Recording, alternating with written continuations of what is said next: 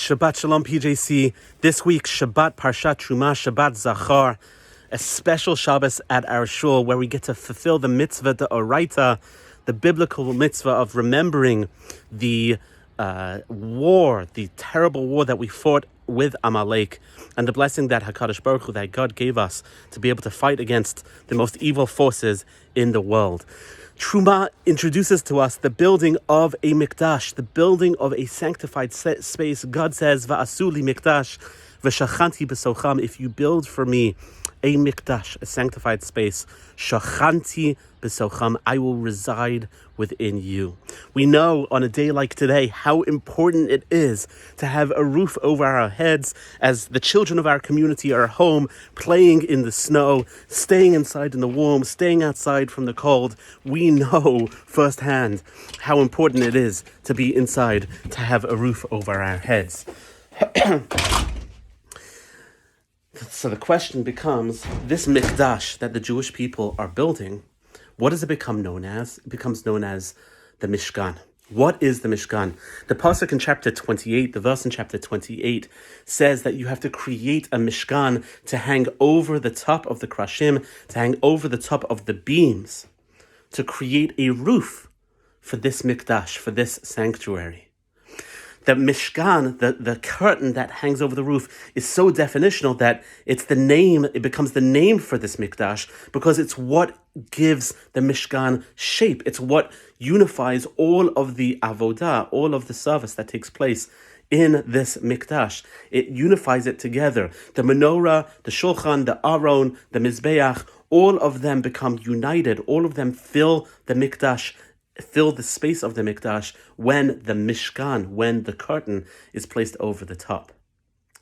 The word Mishkan is closely related, if not the same word, as Shekhinah. So often in our lives, we've heard over and over again, we've been taught that God's presence, God's Shekhinah rests. Va'asu li Mikdash, v'shachanti b'socham.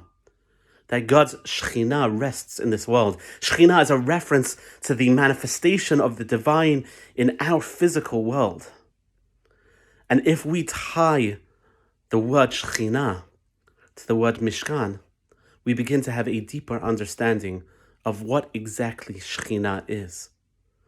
The role of the Mishkan, the curtains, is to hold everything together. Is to create one unified purpose for all the individual items within the Mikdash, within the sanctuary. It's definitional. It's what makes it into a Mikdash, the curtain that you hang over the top. What's the Shekhinah?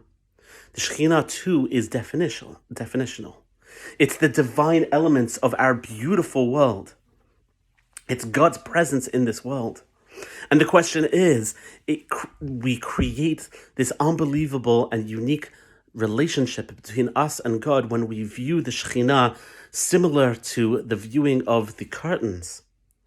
Because the curtains without the krashim, the curtains without the walls, without the bars, have no depth, they have no substance. The curtains are two-dimensional without the bars underneath. So in a world where we're trying to bring God's presence more into this space, we're trying to bring the Shekhinah, comparing to the Mishkan, comparing to the curtains. What lends God's presence substance? What gives it a three-dimensional presence? What makes it exist in our world? It must be a metaphorical krashim. It must be metaphorical walls. What are those walls? Those walls are our mitzvot. They're our acts of kindness. They're our acts of chesed. On a day like today, when we're all stuck at home because the roof over our head is so critical to staying warm and staying safe, there are people who are vulnerable. There are people who need shopping for Shabbos. There are people who can't go out of their homes. There are people who these days are high risk and are isolated. And if you want to build space for Shekhinah, if you want to build the Mishkan to Hashem, we each individually need to be the walls upon which the curtain rests. We each individually need to perform acts in this world that teach the world that it is possible to create a space for the presence of God. Once we illustrate, once we demonstrate to the world that there is goodness, that there is generosity, that there is love between people, that there are people out there who, like the shul in Houston, UOS, United Orthodox Synagogue, got words. One of the members of the community got word that there was a vaccination clinic a couple of days ago.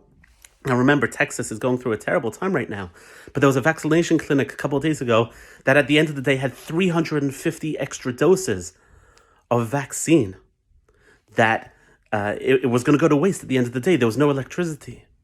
So what did the leadership of that shul do? Leadership of that shul said, bring the 350 doses to our shul. We'll ensure that they're distributed to anyone who wants to come in. And so that entire evening, the shul distributed the extra vaccinations to whomever needed. That is what it means to be one of the krashim. It's what it means to be one of the pillars upon which the Shekhinah resides. Just like a curtain hanging over the top of the Mishkan, God's presence hangs over the top of our deeds and our action. It hangs over the top of our integrity and our reputation.